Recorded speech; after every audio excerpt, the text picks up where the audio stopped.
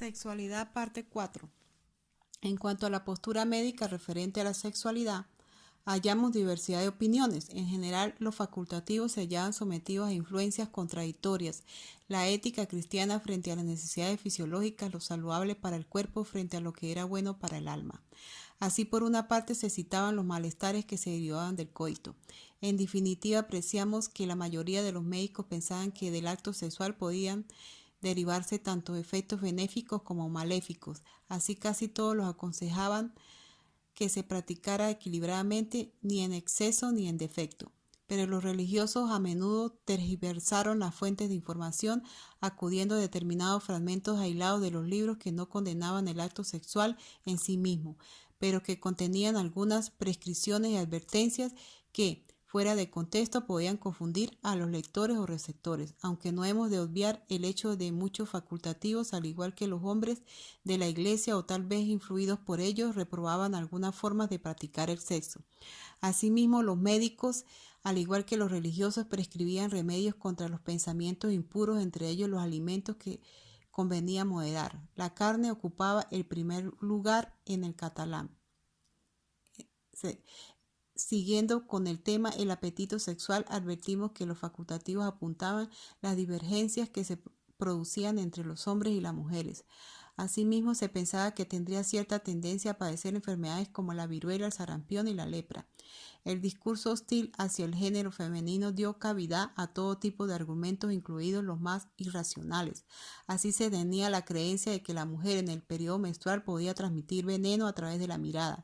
El aire tenía la función de intermediario de conducto entre los ojos y el objeto o ser. A la luz de toda información que hemos oído, podemos afirmar que la avalancha de información negativa acerca de la menstruación era desmesurada, y este tipo de creencias populares sobre la malignidad de este fluido se fundamentaba en la autoridad de los textos de numerosos médicos, filósofos y religiosos, con lo que la veracidad de dichas concepciones estaba, para el hombre del medievo, fuera de toda duda. Unas veces similares, otras profundamente divergentes, probablemente de todos los pueblos antiguos que ejercieron su influencia en el medievo. El hebreo fue el que estableció las leyes y las afirmaciones más terribles e irracionales. Basta con hojear algunas páginas de la Biblia, que, como sabemos, fue uno de los libros más aceptados y asimilados por la conciencia popular. Los preceptores que contiene sobre la menstruación son estremecedores. Así, si un marido cohabitaba con su esposa en la época menstrual, era considerado impuro durante 7 días. En el transcurso de una semana, la mujer tenía prohibido mantener el contacto con las personas, los animales y los objetos. Si tocaba un animal, tenía que ser sacrificado, y si rozaba algún objeto, había de quemarse. Pensamos que esta creencia venía dada por la confusión entre la pureza y la limpieza, además de los preceptos de la Biblia. No fue menos apreciable la presencia de las ideas de Aristóteles, cuyas aseveraciones se repetían en los más importantes manuales médicos del medievo. De hecho, los facultativos tomaron su concepción de la sangre menstrual como sustancia residual capaz de provocar enfermedades nefastas si se retiene. El desconocimiento, la falta de información, la fantasía fueron, entre otras, las causas del odio, del resentimiento, la incomprensión del hombre hacia la mujer. Pero entre todos los temores que asolaron la mente del hombre medieval, el que figuró de una manera más destacada fue el problema de las enfermedades. Un dato que nos interesa especialmente es que la convicción de que esta pasión era destructora iba asociada a la idea de que podía generar una enfermedad conocida con el nombre de amor. Héroes o amor heroicus. Esto no supone ninguna novedad, ya que la obsesión amorosa ha estado incluida desde la antigüedad dentro de la patología. Los árabes transmitieron la información sobre las causas y los efectos de dicha dolencia al occidente. Asimismo, la idea de que el amor era destructor iba asociada a su frecuente conexión con el mundo de la brujería. No pocas prácticas eróticas se consideraban paganas, mágicas y demoníacas desde el momento que se oponían a la reproducción. Esta consideración se hallaba reforzada por el arte secreto de los maleficios, los las pociones de hierbas, las filaterías y otras recetas mágicas que avivaban o destruían el deseo del hombre. Sometían su voluntad en general. El hombre de la Edad Media creía fervientemente en la eficacia de estas destrezas sobrenaturales.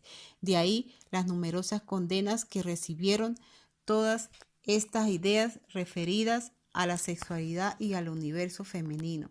Alcanzaron un importante auge en el siglo XIII, tanto que incrementaron el temor masculino hacia la mujer íntimamente ligado al mundo de la brujería. Pero a pesar del miedo que los religiosos y los moralistas trataban de infundir a los hombres y las mujeres del medievo, de las numerosas prohibiciones sobre la sexualidad, esta se practicaba. De ahí los manuales de arte amatorio y las obras, mitad médicas, mitad eróticas, que desde el siglo XIII no dejaron de desarrollarse.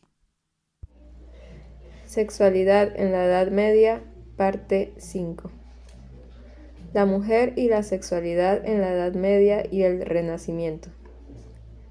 El discurso de orden en la Edad Media relativo a la sexualidad en general y a la sexualidad femenina en particular se inspira ampliamente en la antigüedad, en el saber médico y en las teorías filosóficas. En este sentido, las aportaciones esclarecedoras de José Luis Canet no han permitido confirmar que ambas vertientes del saber clásico se conjugan en la Edad Media para configurar la imagen de la mujer como el equivalente imperfecto del hombre. Pues bien, en el siglo XVIII la mujer se ha convertido en un ser completamente diferente del hombre, en un animal histérico cuyo cuerpo, completamente disímil al del varón con el que se aparea, no es sino un envoltorio que alberga en su interior un ser extraño y caprichoso, la matriz. Ciertamente, la matriz, el útero, es conocido desde la antigüedad como ente dotado de una motilidad y una voluntad propias. La idea expuesta en el Timeo de Platón será sistemáticamente relanzada en la Edad Media y el Renacimiento, pero los grandes teóricos de la mujer, empezando por Hipócrates, creen que se trata del comportamiento propio de ese escroto negativo, invertido, así conformado por las necesidades de la creación y la procreación.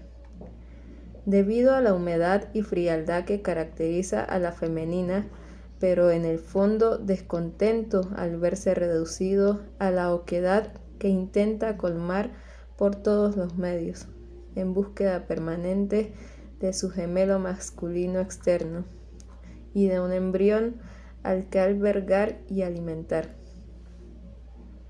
La construcción de la diferencia sexual que triunfará finalmente en el siglo de las luces y que se mantiene hasta nuestros días no se hará de la noche al día, pero la inercia ideológica hará que persistan los antiguos supuestos, coexistiendo con descubrimientos y nuevas teorías, hasta más allá de la Revolución Francesa. Juan Huarte de San Juan, célebre médico y filósofo, se expresa en términos semejantes en su Examen de Ingenies y justifica por un exceso de calor del feto la formación de los hermafroditas y de los hombres afeminados, y por un exceso de frialdad la configuración de las mujeres masculinas. Dice: muchas veces ha hecho naturaleza una hembra, y lo ha sido 1 y 2 veces en el vientre de su madre, y sobreviniéndole a los miembros genitales copia de calor por alguna ocasión, salir afuera y quedar hecho varón, a quien esta transmutación le aconteciera en el vientre de su madre. Se conoce después claramente en ciertos movimientos que tiene indecentes al sexo viril, mujeriles, mariosos, la voz blanda y melosa. Son los tales inclinados a hacer obras de mujer y caen ordinariamente en el pecado nefando. Por lo contrario, tiene muchas veces naturaleza, hecho un varón con sus miembros genitales afuera y sobreviniendo frialdad, se los vuelve adentro y queda hecha hembra. Conócese después de nacida, en que tiene el aire de varón, así en el habla como en todos sus movimientos y obras. Una de las razones mayores de esta fidelidad a los antiguos científicos y médicos medievales de distintos horizontes es que las disecciones de cuerpos femeninos eran muy escasas y en consecuencia no se tenía sino una idea muy aproximada de la parte interior del cuerpo de la mujer. Y a pesar de que el gran libro Vesalio de Humani Corporis Fabrica 1543 lleva como frontispicio una lección de anatomía de una mujer, sabemos que el maestro le faltó material femenino para sus experiencias y que tan solo pudo practicar en cadáveres de femeninas alguna que otra necropsia furtiva. En síntesis, Occidente, de la antigüedad hasta el siglo XVII, a través de sus escritos oficiales, ya fueran médicos, científicos, filósofos o patrísticos, cristianos o musulmanes, conciben a la mujer fría y húmeda, con los órganos genitales a imagen y semejanza de los hombres, con un pene en el interior de su cuerpo que se llama vagina, con un prepucio transformado en labios, con un escroto convertido en útero y con unos ovarios que aún no son tales sino testículos femeninos.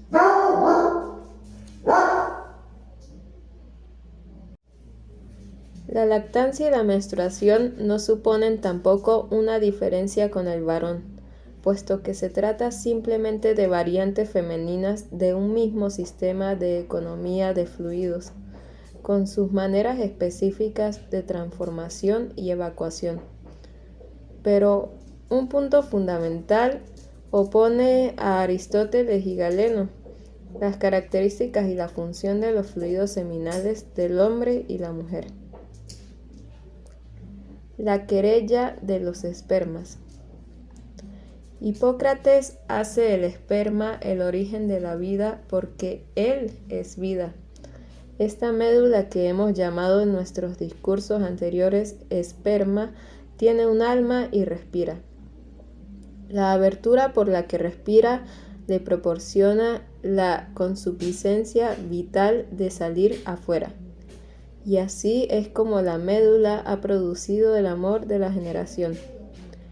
El esperma es la parte más fuerte del humor que se extiende por todo el cuerpo, parte que, al calentarse, se convierte en fluida y espumosa, se dirige a la médula espinal, de ahí a los riñones y de los riñones a los testículos, masculinos o femeninos, antes de su eyaculación, y ello debido al frotamiento del sexo y el movimiento. Así, la gota de esperma que viene de la mano formará la mano, la pierna la que provenga de la pierna, el hígado la procedente del hígado, y así sucesivamente.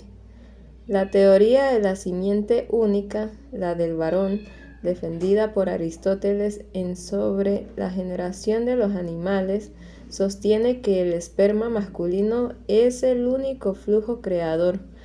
La teoría de la doble simiente, según la cual se combinan los espermas masculinos y femeninos para procrear, ya esbozada Corpus Hippocraticum, se consolida en el discurso de Galeno, que va a combatir con firmeza la hipótesis aristotélica.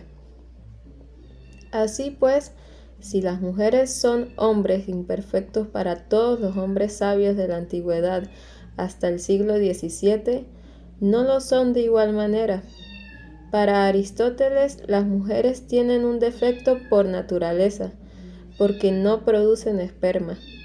Para el filósofo griego, en el coito entre un hombre y una mujer con finalidad de procrear, el hombre aportaría el esperma, el fluido que contiene la sustancia, la esencia vital del ser humano. su forma, es decir, el alma, mientras la mujer se limitaría a contribuir a la gestación por su aportación de alimento, es decir, la materia. La sangre es el alimento de los animales que tienen sangre, y el esperma del varón y la menstruación de la hembra son la excreción excesiva de dicho alimento. La una espermática pura, la otra sanguinolenta, impura, corrupta.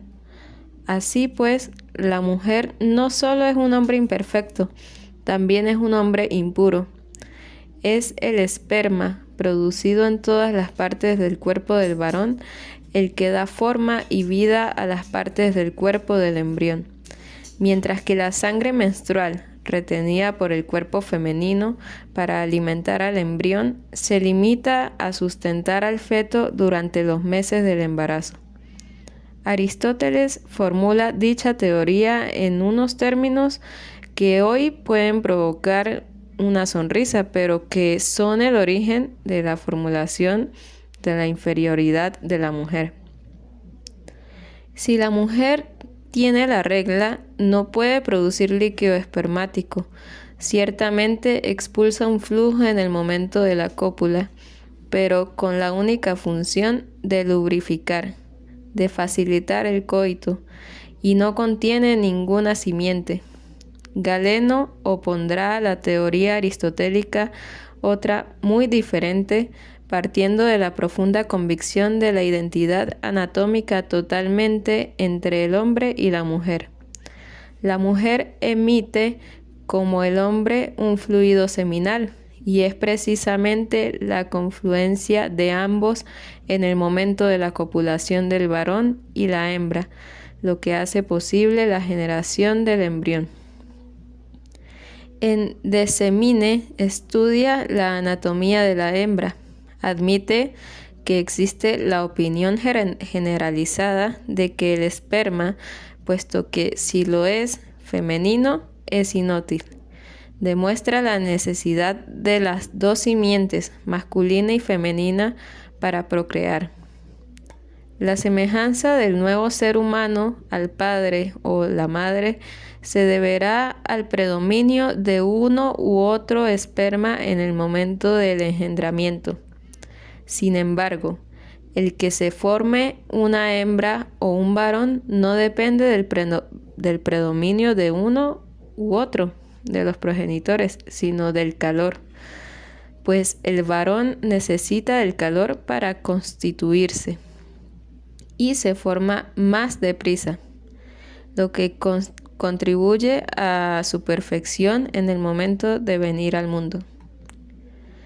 La querella entre neoaristotélicos y galenistas perdurará durante toda la Edad Media y el Renacimiento, y se prolongará hasta el descubrimiento fundamental de los óvulos, y en consecuencia de los ovarios, y de los espermatozoides, también en consecuencia de la naturaleza no espermática del flujo femenino.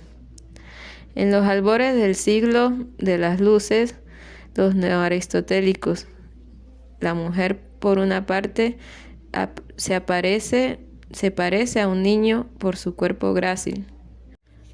Todo este aparato de la hembra debe servir para algo, afirma el danés y galentista Gaspar Bartholin, descubridor de las llamadas glándulas de Bartolino.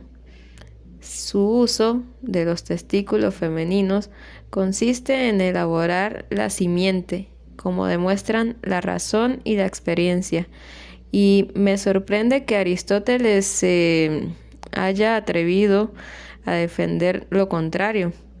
Los galenistas señalan el conceptus mezcla de las dos simientes como origen de la gestación de un nuevo ser. Otro argumento a favor de la fertilidad de la simiente femenina en el que va a insistir los galenistas de los siglos XVI al XVIII es el del placer de la mujer en la cópula. En el hombre, el goce acompaña la emisión de esperma. Así que si la mujer siente placer es porque también emite una simiente. La mujer siente sin duda tanto placer en el amor como los hombres. Y si los hombres sienten placer es porque emiten esperma. Ergo et muliers afirma esto. Además, los vapores, los ataques de histeria no son otra cosa que efectos de sofocación de la matriz, que afecta a las mujeres sin nombre, como decía Galeno, es decir, a los jóvenes núbiles aún vírgenes, a las viudas jóvenes o a las religiosas, puesto que retienen el líquido seminal en la matriz y el excremento. Al quedarse dentro, se pudre en el interior, provocando la producción de la bilis negra y en consecuencia la melancolía o la gasificación del flujo, que se convierte así en pernicioso como veneno. Pero el neoaristotélico replica como argumento tomados del mismo Aristóteles la prueba de que la argumentación galénica es falsa, y es que las mujeres pueden concebir sin placer, y si alguna vez sienten placer es debido al motus titillativus de los espíritus, que están contenidos en el esperma masculino al precipitarse en la cavidad femenina. El verdadero fluido femenino es la sangre menstrual, pues es húmeda y es fría como la mujer misma, frente al esperma masculino que, por lo contrario, es caliente como el hombre. Y pensar que la mujer pueda producir dos flujos al mismo tiempo, uno caliente y otro frío, es tildado de absurdísimo. Ya desde Avicena, así encontramos numerosos regímenes de salud que aconsejan en el coito que el hombre excite a su compañera con el fin de provocar un goce simultáneo, o casi, pues para que los conceptum cohesione, lo ideal es que la emisión de ambos espermas sea simultáneo. Así, por ejemplo, el régimen de salud de Guido Parato, médico del duque de Milán, escrito en 1449 para Felipe el Bueno, duque de Borgoña, decía: el hombre que está en plena faena, y si tiene mujer de buena complexión, debe alargar la cópula y manipular los pechos y los pezones, y decir palabras de amor con gracia, e ir a su encuentro sin sacudirla demasiado enérgicamente, hasta que vea a su compañera desear la otra cosa. Y así reconocerá que así es cuando la ve hablar acaloradamente, y como se le ponen rojos los ojos, y como se acelera su aliento y emite sonoros suspiros. Entonces debe emplearse a conciencia y obras, alzándola y manejando y frotando con el dedo el vientre y las ingles, pues ahí es donde encontrará el placer a la delectación de ella. Y luego debe dejar su simiente en dicho lugar. Y no es bueno que el hombre cumpla antes que la mujer, sino que deben hacerlo juntos o la mujer un poco antes. ¿Por qué el coito solo es abordado por padres de la iglesia, filósofos, científicos o médicos en el marco de la legitimidad marital y con una función genésica? Lo importante es engendrar, de acuerdo a lo que ellos expresaban, y la cópula solo aparece justificada si la intención de ambos cónyuges es la de procrear. Únicamente en ese marco se entiende la sexualidad de la pareja, y solamente desde esa perspectiva. Y a partir de las teorías de Galeno se aborda la cuestión del goce femenino. A pesar de la gran influencia de Aristóteles en el pensamiento filosófico y médico desde la Edad Media hasta bien entrado el siglo XVII, y aún más allá, la teoría de la doble simiente se impone en las mentalidades de manera casi general hasta culminar en el bestseller de Nicolas Benet, médico de La Rochelle neoaristotélico, y sin embargo partidario declarado de la teoría de los dos espermas, que le sirve de base para su argumentación a favor de las relaciones sexuales frecuentes. Su obra, titulada Pintura del amor conyugal, publicada en 1686 y sistemáticamente reeditada hasta el siglo XIX, sirvió de manual de educación sexual durante todo el antiguo régimen. Venet, en plena época de crisis de natalidad en Francia, entre los años 1661 y 1664, lo más grave del siglo, compone el que va a ser considerado como el primer tratado de sexología en Occidente, con el fin de animar a los esposos a mantener relaciones sexuales fructíferas. El goce femenino ocupa en esta obra un papel fundamental, porque, como él mismo afirma, sólo así el coito será productivo. Es cierto que el libro está dirigido a lectores varones y no a mujeres. En este sentido, no podemos considerarlo como un manual de educación sexual válido para las femeninas, pero podemos imaginar que la educación práctica recibida por las mujeres a través de sus maridos, lectores de la pintura, Venet podrá admitir que la mujer tarda más en gozar.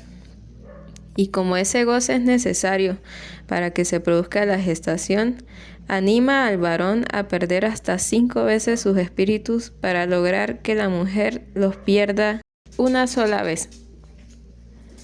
Una educación sexual.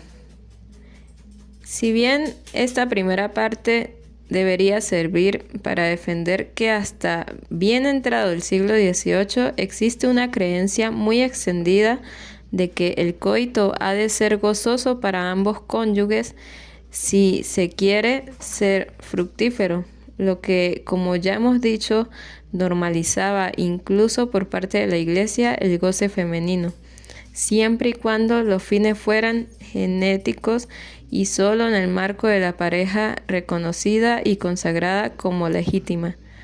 Pero el goce ha de ser auténtico y, como ya señalaba Venet, no es fácil que la mujer goce.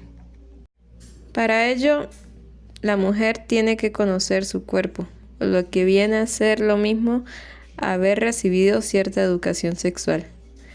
Philippe Ariès ha demostrado que existía una educación sexual en la Edad Media y el Renacimiento, asegurada por la comunidad familiar, basada fundamentalmente en una praxis que, lejos de ocultarse a los niños, se exhibía con una naturalidad carente de todo pudor. Philippe explica que efectivamente durante el antiguo régimen los niños se metían en la misma cama sin distinción de sexo y que también se acostaban con los adultos, padres o sirvientes. En el antiguo régimen narra, por ejemplo, que el pequeño Luis XVIII, de 3 años, se acostaba con su nodriza y el marido de ésta, y como el futuro monarca sería testigo de las relaciones sexuales de ambos, que contaría después inocente pero inequívocamente a su padre y al médico real esta extrema libertad frente a los niños.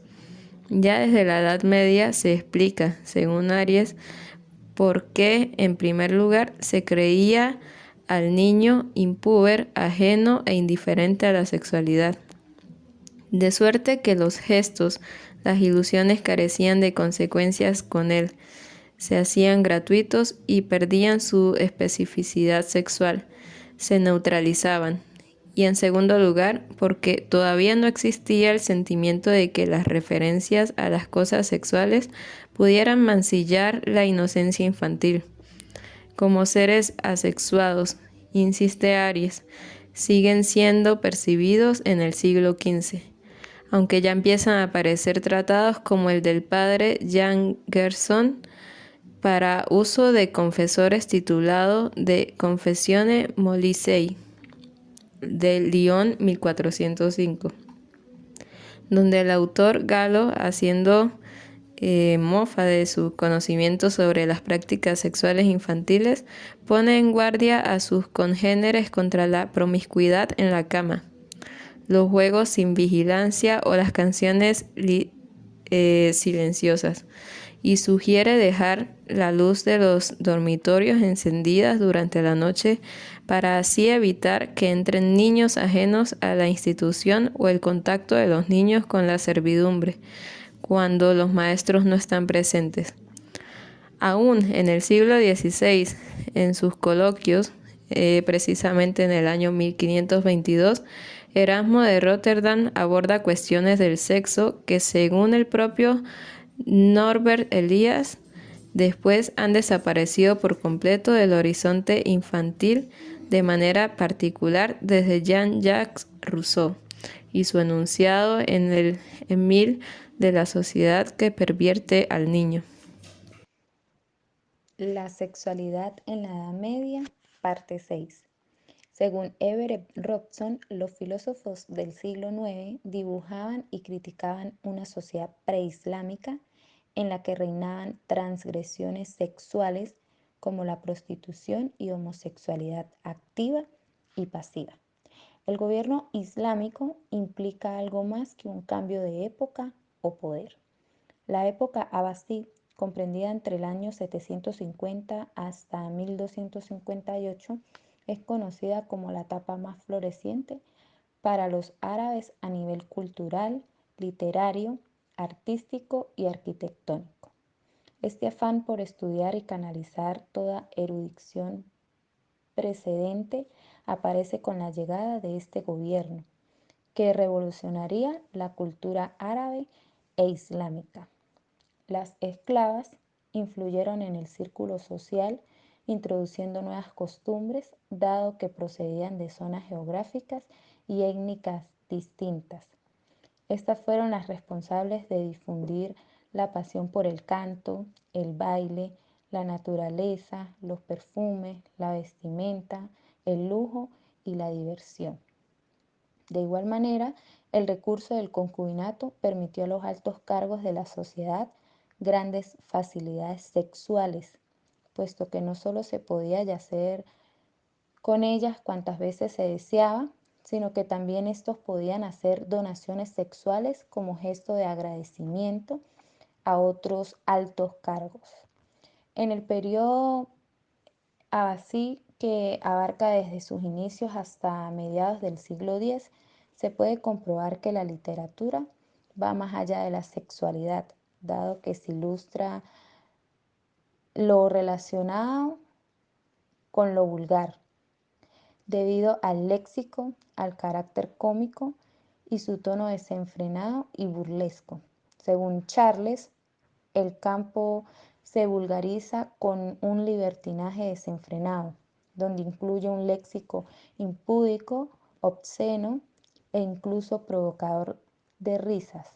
Esa visión de obscenidad basada en una imagen erótica de la sexualidad no pretende estimular el apetito o deseo sexual como podría entenderse, sino divertir y entretener al lector con términos vulgares y escandalizar el discurso sexual. Los rasgos más subjetivos de la literatura a partir del siglo XIII es la creciente presencia del tema sexual y sobre todo el ilícito, como fue el homoerótico.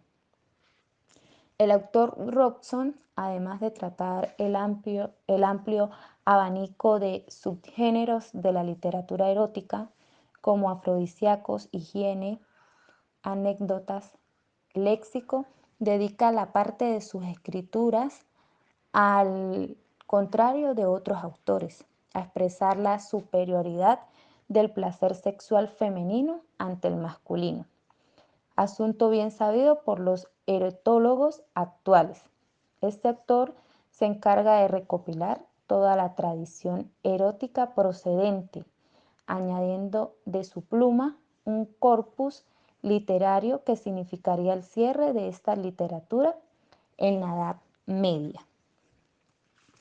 La dimensión religiosa de la sexualidad árabe e islámica medieval es la relación inherente entre la sociedad y religión, que se percibe fácilmente en los textos desde los inicios del Islam hasta la actualidad, cuando tratan asuntos relacionados con el acto sexual. Así, el Corán y Hadís son pródigos de conminaciones a la armonía del acto carnal y reflejan con claridad la cosmovisión social del Islam.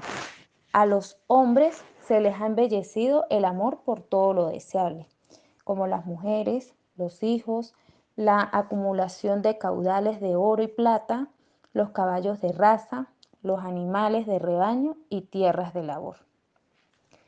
Según Bousquet, antes de abordar un tema relacionado con la sexualidad en el Islam, se debe tener consideración que el Islam actúa en favor de las relaciones sexuales y los placeres carnales. Los actos carnales en el Islam están controlados y regulados bajo restricciones éticas, según la religión. En caso de sobrepasar los límites sexuales impuestos por la legalidad islámica, se impone un castigo. La infracción en materia sexual se castiga con pena de muerte. Durante la época preislámica, la prostitución era algo usual y las mujeres solteras esperaban la llegada de los hombres en caravanas para ofrecer su cuerpo, y estas estaban ligeras de vestimenta y maquilladas. Prodigaban su apetito sexual y hacían culto al amor físico.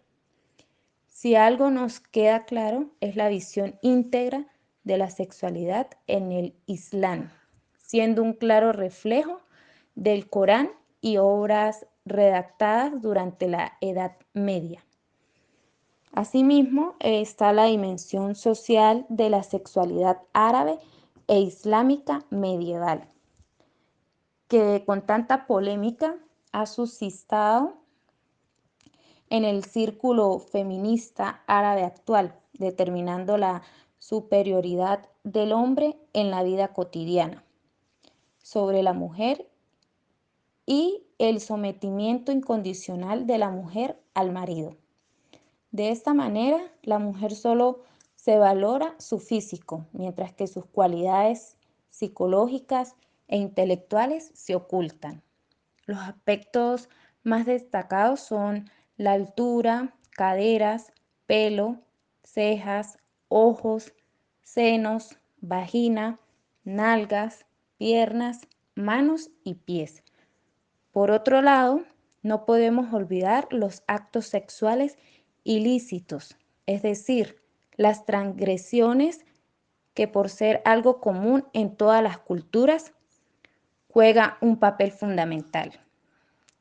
Las más reprobables en la sociedad islámica fueron la prostitución, la homosexualidad, la sodomía, la masturbación, el consumo de alcohol y las drogas.